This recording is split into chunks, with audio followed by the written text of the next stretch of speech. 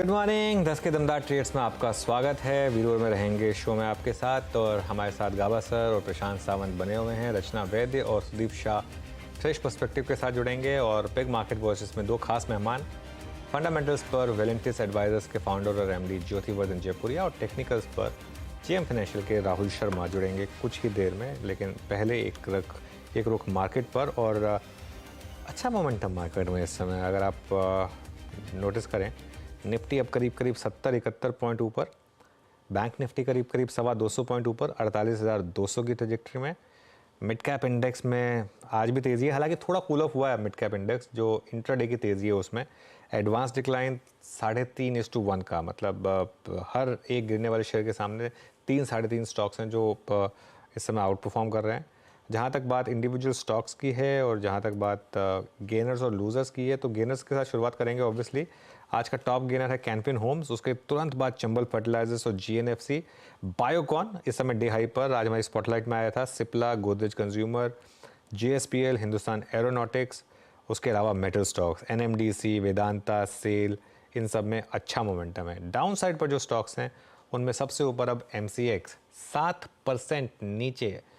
आज थोड़ा सा इसको शायद एनालाइज करने में गलती हो गई नंबर्स को, लेकिन खैर 7% नीचे ये स्टॉक ट्रेड करता हुआ इस समय।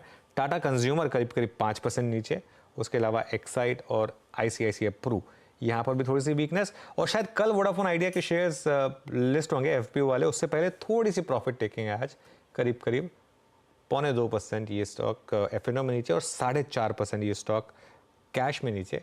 और ये इस समय मार्केट का हाल। पीरू जी हाँ, इस कार्यक्रम के शुरू में ही आपने सचिन रमेश तेंदुलकर का जी का प्रोमो देखा था। 51वां जन्मदिन, एक बार फिर से उनको बहुत बहुत शुभकामनाएं।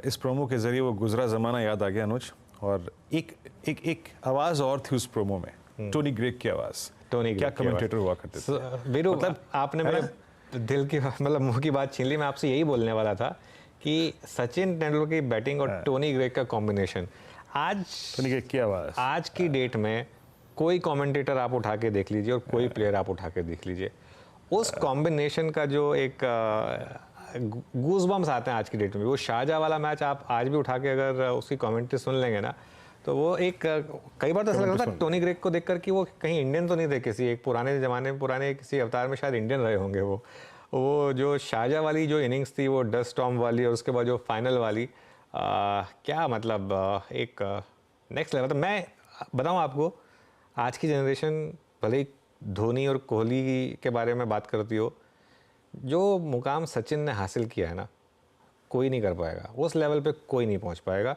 और मतलब हम तो अपने आप को लकी मानते हैं कि हम उस जनरेशन में हैं जब हमने सचिन को पीक पे देखा था, ठीक है ना। वो टोनी ग्रेग साहब अब अनफॉर्चुनेटली रहे नहीं हमारे साथ, थोड़ी कम उम्र में चले गए थे, लेकिन बिल्कुल सही बोला आपने। और अच्छा, एक सचिन तेंदुलकर का एक और इंस्टेंस बताऊं मैं आपको। सचिन तेंदुलकर के फादर का बहुत बड़ा इन्फ्लुएंस था उनकी लाइफ पर, आप हमको सबको पता है। 1999 के वर्ल्ड कप में उनके फादर की डेथ हो गई थी। वो इंग्लैंड में वर्ल्ड कप चल रहा था, वो इंग्लैंड से वापस आए, उन्होंने वो अंतिम संस्कार किया और अगले दिन वापस पहुंच गए, सेंचुरी मारी। आप इमेजिन नहीं कर सकते वो कितना टफ मोमेंट रहा होगा। मुझे वो चीज़ अब रियलाइज़ होती है, लेकिन वो मतलब कमिटमेंट थी उनकी टीम को लेकर। जी हाँ। अच्छा, इस युग में अनुज प्लेयर्स आते हैं चले जाते हैं। मुझे याद है दूरदर्शन पर न्यूज़ आया करती थी, जब सचिन को टीम में शामिल किया गया था उस दिन शाम की न्यूज़ थी। हाँ। और हम तो न्यूज़ देखते थे, मैं शुरू में हेडलाइंस थी कि मुंबई के एक नवयुवक 16 वर्षीय सचिन रमेश तेंदुलकर को आज भारतीय टीम में शामिल किया गया। तो हम सोचते थे यार, अरे यार 16 साल का बच्चा है, इसको टीम में ले लिया गया। फिर धीरे धीरे मालूम चला कि वो क्या था। मुझे न्यूज़ अभी भी याद है, वो वर्डिंग्स अभी भी याद है। बिल्कुल, जब वो उनका सिलेक्शन हुआ था ना, आपको याद है टॉम ऑल्टर हुआ करते थे, एक इंडियन आइरिश एक्टर। हाँ, टॉम ऑल्टर। उन्होंने एक इंटरव्यू किया था सचिन तेंदुलकर का, ठीक है ना। तो उस समय, और उस समय खैर ऑब्वियसली सचिन तेंदुलकर की इंग्लिश उतनी पॉलिश नहीं थी, लेकिन वो इंटरव्यू अगर आप अभी भी जाएंगे ना, आपको यूट्यूब पे मिल जाएगा। टॉम ऑल्टर का सचिन तेंदुलकर का इंटरव्यू, बहुत क्यूट इंटरव्यू है वो। उसमें वो बोलते I just want to play cricket. वो एक जैसे कहते हैं ना, एक वो उनका ये था कि बस मुझे क्रिकेट खेलना है। और कहा जाता है उनके बारे में कि 12-12, 15-15, 16-16 घंटे प्रैक्टिस करते थे रोज, सचिन। हाँ बिल्कुल, और टॉम वॉल्टर मुझे इसलिए याद आ गया क्योंकि टॉम वॉल्टर थे वो मसूरी में रहते थे अनुज, उनका एक रेजिडेंस मसूरी में भी था। खैर चलिए, अब मेरी और अनुज की उम्र के लोगों के लिए सचिन रमेश तेंदुलकर क्या हैं और हमारे स्कूल में कॉलेज की लाइफ में वो क्या थे, ये आपको आई थिंक इस 5 मिनट के डिस्कशन से मालूम चल जाएगा। खैर अभी काम करते हैं, कॉल्स लेना शुरू करते हैं यहाँ से। रचना जी गुड मॉर्निंग, आपके 2 फ्रेश स्ट्रेट मैम। जी गुड मॉर्निंग। और मेरी तरफ से जो फ्रेश ट्रेड्स रहेंगे 2, इसमें एक रहेगा बजाज फिनसर्व और एक रहेगा मुथूट फिनांस। दोनों को हम लॉन्ग करेंगे और दोनों को हम मे फ्यूचर्स में देखेंगे। तो पहले मुथूट फिनांस की बात करें, बहुत जल्दी भाग रहा है, तो 16-18 पे है वो, और यहाँ पे अगर हम 1590 का एसएल लगा के इसको लॉन्ग करें तो यहाँ से ये पोजीशन जो है वो मल्टी डे कैरी करी जा सकती है एंड ऊपर वाली साइड पे टारगेट हो सकता है 1660 का। और 1660 के टारगेट के साथ इसकी बाइंग के बाद हम बजाज फिनसर्व की बात करें तो बजाज फिनसर्व में basically FinNifty is making highs, तो ये बजाज फिनसर्व में भी हम पार्टिसिपेट कर सकते हैं। एक इम्पोर्टेंट रेजिस्टेंस को टेक आउट कर रहा है और मई फ्यूचर्स यहाँ पे 1641 पे है। अगर लॉन्ग करा जाए with 1632 as a stop loss तो ऊपर वाली साइड पे टारगेट होगा 1660 एंड 1670। ओके, तो ये आपकी कॉल्स हैं रचना जी की इस वक्त की, और बजाज फिनसर्व 1641 पे buy call, 2 lakh share open interest में जुड़े हैं यहाँ पर। सुदीप गुड मॉर्निंग, आपके 2 ट्रेड्स इस वक्त के। गुड मॉर्निंग वीरू जी। मेरा पहला ट्रेड है दीपक नाइट्रेट। दीपक नाइट्रेट का यदि हम चार्ट देखें तो एक कंसोलिडेशन के बाद ब्रेकआउट हमें नजर आ रहा है, और साथ ही साथ 2 अप्रैल को स्टॉक ने जब नीचे से अपने 200 डीएमए को डाइसेक्ट किया था, और उस दिन के बाद अगर देखें तो उसने अपने 20 डेमा को भी कभी ब्रीच नहीं किया और हर बार 20 डेमा से सपोर्ट लेके एक फ्रेश अपसाइड दिखा रहा था। तो और साथ ही साथ अब स्टॉक ने अपने जो 21 फेब का जो 2380 का जो एक स्विंग हाई था, अब उसके ऊपर सस्टेन कर रहा है और एक फ्रेश मोमेंटम स्टॉक दिखा रहा है। तो मुझे लग रहा है यहाँ से दीपक नाइट्रेट को बाई किया जा सकता है 2410 2415 के बीच में, और स्टॉप लॉस रखेंगे 2380, टारगेट रहेगा 2460 से लेके 2480 के बीच में। और दूसरा स्टॉक जो मुझे पसंद आ रहा है वो फर्टिलाइजर स्पेस से है कि चंबल फर्टिलाइजर। अब यहाँ पे भी हमने देखा था कि एक प्रायर अपमूव जो पिछले अगस्त सितंबर से देखा था, स्टॉक ने 270 280 से 400 तक का एक अपमूव जनवरी तक दिखाया था। उसके बाद स्टॉक कंसोलिडेट कर रहा था और काइंड ऑफ एक राउंडिंग पैटर्न बना रहा है यहाँ पे, और जो कंसोलिडेशन में से ब्रेकआउट हुआ है वो आज हुआ है वॉल्यूम्स के साथ। तो मुझे लग रहा है यहाँ पे चंबल फर्टिलाइजर को भी बाई किया जा सकता है 385 के स्टॉप लॉस के साथ 415 और 422 के टारगेट के लिए। ये दोनों ट्रेड्स मुझे लग रहा है कि 3 से 5 दिन के लिए हमें बाई करनी चाहिए पोजिशनल पर्सपेक्टिव से। ओके चलिए अब गाबा सर के पास चलते हैं। गाबा सर गुड मॉर्निंग अगेन, बताइए आपकी 2 पिक्स इस समय की। गुड मॉर्निंग, मैं जरूर बताऊंगा, लेकिन एक बात ध्यान है, वो सचिन तेंदुलकर का match after the century in he had, I remember the match, उन्होंने अपना बैट ऊपर किया था to the sky to his father, amazing. बिल्कुल। स्टॉक जो चुने मैंने, एक तो है एचएन, इस अब की बार 4000 पार कर लेगा, ट्रेड करा 3898, स्टॉप होगा 3850, 50:1:2 स्टॉप रेट है, तो एचएन पर ध्यान देना चाहिए on the long side. Second stock जो मुझे पसंद है इस वक्त वो है कोलगेट। यहाँ पर एक ब्रेकआउट मिला है, 2724 पर ट्रेड कर रहा है, स्टॉप लगाएगा 2700 का। यहाँ पर जो टारगेट होगा एक्टिव इन्वेस्टमेंट की कोलगेट, ध्यान देना चाहिए। प्रशांत जी आपकी 2 पिक्स क्या होंगी इस समय की। पिक्स फार्मा से होगी आफ्टर अ लॉन्ग टाइम। तो यहाँ पे जो फर्स्ट पिक होगी वो सिप्ला होगी, एक अच्छे सपोर्ट से बाउंस हुआ है, ओपनिंग बहुत स्ट्रांग है, तो यहाँ पे स्टॉप लॉस रखेंगे 1360, 1360, टारगेट होगा 1425 से लेके 1440 तक, 1440। और नेक्स्ट पिक होगी इप्का लैब्स, यहाँ पे भी एक थोड़ा कंसोलिडेशन हुआ और एक अच्छे सपोर्ट से मुझे बाउंस नजर आ रहा है, तो 1310 का स्टॉप लॉस रख के 1310 का 1375, 1375 का टारगेट रखें। ओके, तो यहाँ पे चंबल फर्टिलाइजर्स ये दूसरी बार आज कॉल्स में पेयर हुआ है। हालांकि याद रखिएगा जो क्रीम थी आज सुबह की चंबल फर्टिलाइजर्स में, वो बाजार खुलते साथ सचिन जी ने प्ले करी और अब डे हाई के जोन में आके करीब 4% ऊपर दोबारा इसको पिक करते हुए प्रशांत जी। स्क्रीन पे और क्या अच्छी चीज़ हो रही है। बैंक निफ्टी अब 48,200 के जोन को स्ट्राइक करता हुआ, Nifty is a day high. मेरी स्क्रीन पर अभी इस वक्त याद रखिएगा लार्ज कैप से ज़्यादा अगर वाइब्रेट कर रहे हैं और आई थिंक पुश कर रहे हैं अपने आप को हायर साइड पे, तो वो है मिड कैप्स। अच्छा मूव यहाँ पे। लार्ज कैप में आई थिंक बजाज फिनसर्व का जिक्र अभी दिग्गजों में किया रचना जी ने, वो अच्छा करता हुआ। और एक दो स्टॉक्स मार्क कर देता हूँ। यहाँ पे वेदांता लेके आइएगा 1.5% ऊपर 382.60 का स्तर यहाँ पे है। कैनफिन होम्स अपनी शार्पनेस को और बढ़ाता हुआ। एक बार आप गोदरेज सीपी लेके आइएगा। रचना जी जरा गोदरेज सीपी को रीड कीजिएगा। आज की कैंडल बहुत क्रिटिकल जगह थी और इसने 100 डेमा को अपना बेस बनाया डे हाई की ट्रैजेक्टरी में। 20 डेमा को क्रॉस नहीं कर पा रहा है अभी। आपका व्यू यहाँ पर? जी, यहाँ पे मेरा व्यू यही है कि ये काउंटर थोड़ा सा रेजिस्टेंस पे है और 1200 का जो फ्यूचर्स है अप्रैल का, वहां पे 1200 1208 के बीच में थोड़ा रेजिस्टेंस है। तो एक बार को यहाँ से पुल बैक जरूर होना चाहिए एंड डाउन साइड पे जब तक ये 1180 को सस्टेन करेगा तब तक दोबारा एक स्विंग का पॉसिबिलिटी बनेगा, बट डिप आएगा तो इमीडिएटली एंट्री के लिए मैं यहाँ पे मना करूंगी और बोलूंगी कि डिप पे अगर बाइंग होती है तो ज्यादा बेटर रिस्क रिवॉर्ड रेशियो रहेगा और probability of it working out better रहेगा। 1180 के एसएल के साथ अगर इसको 1180 के करीब ही कहीं पे बाई करा जाए 80-85 के करीब, तो यहाँ पे कप स्विंग का पॉसिबिलिटी रहेगा आने वाले दिनों में, जो इसको 1220 और 30 की तरफ लेके जाएगा, बट नॉट इमीडिएटली। ओके, चलिए अब आगे बढ़ते हैं और मार्केट फंडामेंटल पर चर्चा करने के लिए वैलेंटिस एडवाइजर्स के फाउंडर और एमडी ज्योति वर्धन जयपुरिया जुड़े हैं, जिनके पास स्टॉक मार्केट में करीब 4 दशक का अनुभव है और टॉप स्ट्रैटेजिस्ट में माने जाते हैं वो। ज्योति जी, गुड मॉर्निंग। एक मार्केट में ऑलमोस्ट ऐसा लग रहा है कि कोई डर बचा ही नहीं है। इंडिया वेक्स 10 के नीचे आ गया, कोई भी करेक्शन आती है वहाँ बाइंग आ जाती है, कोई भी करेक्शन टिकती नहीं है मार्केट में। ये करीब 3 साल का ट्रेंड बन चुका है। ये ऐसा आपको लग रहा है कि क्यों हो रहा है? क्या डोमेस्टिक मनी का पावर वाकई में इतना बढ़ गया है और क्या अब मार्केट का ट्रेंड ऐसे ही रहने वाला है? हाँ, देखिए अनुज जी, इसमें एक तो ना कोविड के बाद में अर्निंग्स काफी जोर से रिकवर हुए थे, इकोनॉमी भी रिकवर हुई थी।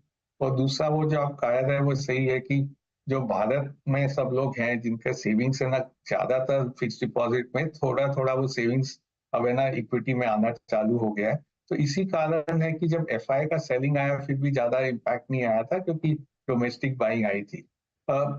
अभी बस एक कॉशन ये है कि वैल्यूएशन सस्ते नहीं है, तो जो मार्जिन ऑफ सेफ्टी होता है वो मार्जिन ऑफ सेफ्टी काफी कम हो गया है। दूसरा, अर्निंग्स काफी बेहतर कर दिया है पिछले 3 साल में, तो यहाँ से अर्निंग्स अच्छे रहेंगे पर वो सेम पेस पे नहीं आएंगे। तो हम लोग का अनुमान है कि लार्ज कैप में 11-12% का ही ग्रोथ समझना चाहिए, उससे ज्यादा ग्रोथ नहीं समझना चाहिए। तो हम लोग का तो 2 व्यू है कि एक तो रिटर्न जो पिछले 3 साल में आ गए वो रिपीट नहीं होंगे, रिटर्न्स आएंगे पर काफी कम रहेंगे। और दूसरा ना, वॉलेटिलिटी बढ़ेगा मार्केट में, काफी ऊपर नीचे होंगे। अपने इस क्वार्टर में भी, पिछले क्वार्टर में देखने मिला था जब लार्ज कैप में वॉलेटिलिटी नहीं आई है, पर स्मॉल कैप और मिड कैप में देखे तो काफी वॉलेटिलिटी थी। अपने ना फरवरी से मार्च में देखे हाई और लो में तो करीब 15% स्मॉल कैप इंडेक्स गिर गया था, वो पूरा रिकवर हो गया। अभी 15 मार्च से लेके अभी 15 अप्रैल तक 1 महीना में पूरा रिकवर हो गया, पर एक बार तो 15% गिर गया था। तो वैसे वॉलेटिलिटी रहेगी मार्केट में। ओके, वैसे वॉलेटिलिटी रहेगी मार्केट में। अब लीडरशिप कहाँ पर है आपके हिसाब से ज्योति जी? क्योंकि एक मार्केट में क्लियरली हमने बहुत ज़्यादा बाइंग देखी है ऑटोज़ में, फॉर एग्जांपल। आईटी थोड़ा ऑल ओवर द प्लेस रहा है, बैंक्स में भी लार्ज प्राइवेट बैंक्स थोड़ा सा हायर लेवल पर स्ट्रगल कर रहे हैं। तो यहाँ से लीडरशिप कहाँ रहेगी? तो एक तो इस साल ज्यादा रिटर्न, एक तरह से कंसोलिडेशन का जोन आ गया, अभी थोड़ा कंसोलिडेट होएगा। तो जैसे अपने क्रिकेट का बात कर रहे थे, तो अब ये टेस्ट मैच आ गया, बिना T20 का फेज खत्म हो गया, तो यहाँ से मार्केट थोड़ा रिटर्न कम ही देगा। जो ऑटोज है काफी अच्छा किया, हम लोग थोड़ा पोजीशन हल्का कर दिया ऑटो में, क्योंकि आगे जाते हुए ना वो सेम सेल्स तो जो देखने मिला था वो शायद नहीं देखने मिलेगा। बैंक एक सेगमेंट है जो पिछले 1 साल 1.5 साल में इतना अच्छा नहीं किया है, तो बैंक्स पे हम लोग की नजर अब है कि भाई बैंक थोड़े सस्ते दिख रहे हैं और काफी लार्ज कैप के अलावा जो second level private sector bank, public sector banks है, वो ज्यादा सस्ते दिख रहे हैं। तो बैंक्स मेरे को लगता है एक थोड़ा लीड कर सकते हैं 3-4-6 महीना में। दूसरा हम लोग की नजर है फार्मास्यूटिकल पे, क्योंकि ये सेक्टर में जो यूएस जेनरिक्स है वहां पे दाम काफी बॉटम हो गए हैं। तो वो यूएस जेनरिक का जो फार्मास्यूटिकल्स है वहां पे ना अर्निंग्स का काफी ग्रोथ आ सकता है अगले 2 साल में, और उसके कारण वहां पे शेयर प्राइस इंक्रीज हो सकता है। अच्छा सर, अभी आपने बैंक्स का जिक्र किया, एक बास्केट जो कि बहुत स्ट्रांग है ज्योति जी, वो है metals. Nifty metal index at all time high. Copper के प्राइसेस को देखिए आप, फर्म, स्ट्रांग, और ये सबसे महत्वपूर्ण इंडस्ट्रियल कमोडिटी होती है। सर आपको क्या लगता है, आई मीन जो ट्रेडर्स इसको चेस कर रहे हैं या फिर जो इन्वेस्टर्स आई थिंक मिड 22 से या फिर 22 से के कमेंसमेंट से राइट कर रहे हैं मेटल्स को, एक क्या प्रॉफिट्स को कैश में कन्वर्ट करना चाहिए या फिर अभी होल्ड करें मेटल्स को? आपका सेंस क्या कह रहा है इस वक्त? तो देखिए मेटल्स पे थोड़ा सा हम लोग का ना नजरिया थोड़ा धीमा ही है, क्योंकि चाइना है वो सबसे ज्यादा कंज्यूमर है मेटल का। 40-50% मेटल कंजम्पशन चाइना में होता है, और अगले थोड़े साल में चाइना का इकोनॉमी तो स्लो ही रहने वाला है। 5% से कम जीडीपी आना चाहिए। तो उसी नजर से देखें तो जो लार्जेस्ट कंज्यूमर है उसका ना डिमांड स्लो होएगा, तो मेटल प्राइस थोड़ा स्ट्रगल करेगा। दूसरा जो अभी देखने मिलेगा कि चाइना का स्लो डाउन है, तो उन लोग करता क्या है। तो मेरा अनुमान है कि हो सकता है चाइना अपना करेंसी डिवैल्यू कर देवे अगले 3 महीना में कहीं पे, तो उसका एक इम्पैक्ट मेटल प्राइसेस पे आ सकता है। पर थोड़ा थोड़ा ना जो काफी पैसा कमा लिया है तो थोड़ा प्रॉफिट बुकिंग कर लेना चाहिए, क्योंकि मेटल काफी वॉलेटाइल सेक्टर रहता है। वहां पे जब प्राइसेस गिरते हैं तो भी जोर से गिरते हैं, बढ़ते हैं तो भी जोर से बढ़ते हैं। अच्छा, निफ्टी एफएमसीजी पर ज्योति जी और एफएमसीजी स्टॉक्स पे, अब इसमें इक्का दुक्का स्टॉक्स तो हैं जो परफॉर्म कर रहे हैं, like Tata consumer, like Godrej CP, but most of the scripts I think like HUL specially, I mean आपने इसके जो लास्ट रिपोर्टेड वॉल्यूम्स के नंबर्स थे Q3 में वो देखे ही थे। अभी क्या सेंस बन रहा है, एंड स्पेशली जब मानसून बहुत नज़दीक खड़ा है, एज ऑफ नाउ जो मेट की टिप्पणियाँ थी वो एक नॉर्मल मानसून की थी। क्या आप एफएमसीजी में कोई सीरियस बाइंग एफर्ट्स कर रहे हैं इस वक्त? Scripts like Dabur, Marico, HUL जिन्होंने अभी तक परफॉर्म नहीं किया? नहीं, तो हम लोग एफएमसीजी में अभी भी नहीं कर रहे हैं। और जैसे मैंने कई बार जिक्र किया, हम लोग का था विद इन इंडिया, हम लोग को इन्वेस्टमेंट थीम अच्छा लगता है, कंजम्पशन थीम अच्छा नहीं लगता है। तो इसके जो 2 कारण थे, एक था कि है ना डिमांड वीक हो रहा है, रूरल जो इनकम है वो इनकम इतनी अच्छी नहीं है, और दूसरा है ना वैल्यूएशंस काफी महंगे थे। वैल्यूएशन अभी भी कोई सस्ते नहीं हुए हैं, स्टॉक्स अंडर परफॉर्म किए तो एक तरह से रिलेटिव वैल्यूएशन थोड़ा बेटर हो गया, पर अभी भी ये कोई स्टॉक सस्ते नहीं है। दूसरा हम लोग का लॉन्गर टर्म जो थीम है वो है कि ये जो सोप, शैम्पूज, ये सब है, जब अपना पर कैपिटा इनकम कम था और पेनिट्रेशन लेवल्स इसके कम थे, तो यहाँ डिमांड बढ़ता था क्योंकि लोग ये लेते थे। पर अभी इसका एक तरह से पेनिट्रेशन पूरा हो गया, तो अभी जैसे जैसे इनकम लेवल बढ़ेगा लोग कुछ और लेंगे, जैसे व्हाइट गुड लेते हैं, अभी 2 व्हीलर लेते हैं, तो इनका डिमांड एक अपटर्न में भी इतना अच्छा नहीं रहेगा। एक मॉनसून अभी अच्छा आवे तो थोड़ा सा ना इसमें डिमांड इंप्रूवमेंट आ सकता है। पर और कई तरीके हैं खेलने के, मॉनसून एग्रोकेमिकल खेल सकते हैं, 2 व्हीलर खेल सकते हैं। तो अभी भी हम लोग का नजर है एफएमसीजी पे, हम लोग काफी है ना, हम लोग के पास कोई ज्यादा स्टॉक्स नहीं है। ओके अच्छा, ये न्यूज़ फ्लैश की थी क्या हमने? भारतीय एयरटेल का जो क्लैरिफिकेशन आया है कि ओके, तो क्लैरिफिकेशन आ चुका है कि वोडाफोन ग्रुप के साथ कोई बात नहीं चल रही इनकी इंडस टावर का स्टेक एक्वायर करने की। ध्यान रखिएगा, इंडस टावर में करीब करीब एक्सक्यूज़ मी 48% स्टेक है इस समय भारतीय एयरटेल का। तो बात ये है कि या तो 51% तक ले जाएं ताकि वो सब्सिडरी बन जाए, या फिर पूरा ही स्टेक ले लें वोडाफोन का। ज्योति जी, मुझे पता आप इंडिविजुअल स्टॉक्स पर बात नहीं करेंगे, लेकिन पिछले एक हफ्ते में एक जो बहुत शानदार चीज़ हुई इंडियन मार्केट में, वोडाफोन आइडिया के एफपीओ को इतना बड़ा रिस्पांस, 20,000 करोड़ का आईपीओ, 1 लाख करोड़ से ऊपर की बोलियां आई। ये क्या बता रहा है आपको टेलीकॉम सेक्टर को लेकर? तो देखिए टेलीकॉम में सब बोलते थे कि 2.5 प्लेयर है एक तरह से, तो वो 2.5 प्लेयर के 3 प्लेयर हो जाएंगे, क्योंकि जो बैंकरप्सी लिस्ट थी एक तरह से टल गई है। दूसरा यहाँ पे टेलीकॉम में पॉजिटिविटी क्या है कि टैरिफ इंक्रीज हो जाएगा। तो टेलीकॉम सेक्टर में पूरा कॉस्ट एक तरह से फिक्स कॉस्ट होता है, तो जैसे ही थोड़े भी है ना टैरिफ इंक्रीज कर देते हैं वो सीधे बॉटम लाइन पे आ जाते हैं, क्योंकि पूरे फिक्स कॉस्ट है और वेरिएबल कॉस्ट बहुत कम रहता है। तो टैरिफ इंक्रीज की अब बात चालू हो गई है कि एक तरह से सब लोग का मार्केट शेयर स्टेबलाइज हो रहा है। तो अभी 3 ही प्लेयर रहे तो है ना सब लोग टैरिफ इंक्रीज कर देंगे तो काफी प्रॉफिटेबिलिटी बढ़ जाएगी। तो मेरे ख्याल से यहाँ से अब है ना अगले 1.5 साल में टेलीकॉम सेक्टर में टैरिफ इंक्रीज देखने मिलेगा।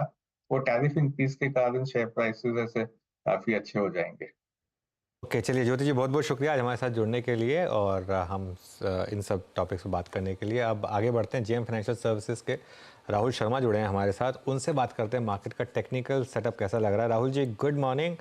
एक बार फिर डिप्स पर शानदार बाइंग, क्या ये मार्केट इसी तरीके से रहने वाला है, करेक्शन शैलो, और क्या इस मार्केट में हर डिप पर फिर बाय किया जाए? या देखिए, एक इंटरेस्टिंग बात हुई कल, इंडिया विक्स ने बहुत रिकॉर्ड लेवल हिट किया और आई थिंक कहीं ना कहीं ये डायरेक्शन देगा हमें आने वाले समय में। तो हमारी जो इंस्टीट्यूट में उन्होंने एक रिसर्च की, उसमें 17 साल के डेटा में 4 बार हुआ है कि इंडिया विक्स 10.5 के नीचे गई है, और उन 4 बार में से 2 बार रिटर्न निफ्टी का नेगेटिव रहा है, 1 बार पॉजिटिव रहा है और 1 बार निफ्टी फ्लैट रहा है 1 मंथ बेसिस पर। यानी कि लो हिट होने के बाद 1 महीने बाद का जो रिटर्न रहा है निफ्टी के अंदर, पिछले चारों इंस्टेंसेस में जो रिटर्न रहा है वो फ्लैट रहा है। तो हिस्टोरिकल डेटा को देखकर ऐसा लग रहा है कि ज्यादा कोई बड़ा मूव निफ्टी में शायद ना देखने को मिले।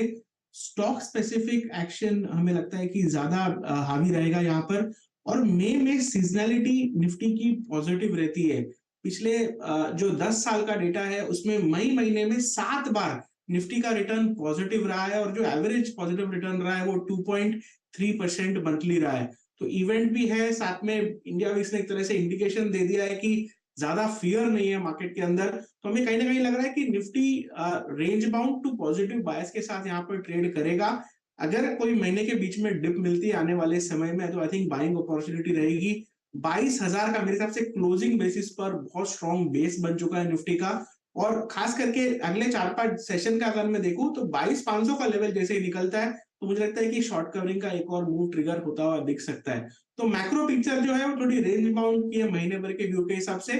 शॉर्ट टर्म में हमें लगता है कि 22,500 के ऊपर एक अगला मूव निफ्टी के अंदर चालू होता हुआ दिख सकता है। ओके, बैंक निफ्टी पर क्या व्यू बन रहा है आप, क्योंकि यहाँ पर फिर एचडीएफसी बैंक थोड़ा सा कंसोलिडेशन के मूड में आ गया है। देखिए, बैंकिंग इंडेक्स में अगर हम डेली चार्ट्स पर देखें तो गैप एक है जो फिल हुआ है, तकरीबन 48,500 के आसपास ये गैप फिल होता है। तो मुझे लगता है कि एक मूव यहाँ पर एक्सपायरी के पहले देखने को मिल सकता है, 48,500 क्रॉस होता हुआ दिख सकता है। स्टॉक्स में एक तरह से cumulative like across the board buying देखने को नहीं मिल रही है। जैसे फॉर एग्जांपल मेटल्स में हमने स्ट्रेंथ देखी है, वैसा बैंक्स के अंदर स्ट्रेंथ कहीं ना कहीं लैकिंग है। बट मुझे लगता है स्लो ग्रेजुअल धीरे धीरे यहाँ पर बैंक निफ्टी में 48,500 48,600 तक के लेवल्स अगले 2 सेशन में बनते हुए दिख सकते हैं। तो एक छोटा अप मूव मुझे लगता है कि बैंक निफ्टी में बन सकता है, जहां पर डेली चार्ट्स पर गैप फिल होते हुए दिख सकते हैं। और जैसे कि हमने कहा कि ओवरऑल जो थीम है वो रेंज बाउंड का ही है। I think stock specific setup में जाकर आई थिंक रिस्क रिवॉर्ड भी बेहतर मिलेंगे और मोमेंटम भी हमें बेहतर देखने को मिल सकता है। ओके, तो चलिए अब आइए राहुल जी उन्हीं स्टॉक्स को देखते हैं जहां पे रिटर्न्स बेहतर मिल सकती हैं आपके आज के मतलब इस प्राइस पे, और स्पेशली आई थिंक इस प्राइस पे मेरे ख्याल से अगर मैं पूछूं तो वो मई का ही आउटलुक होगा।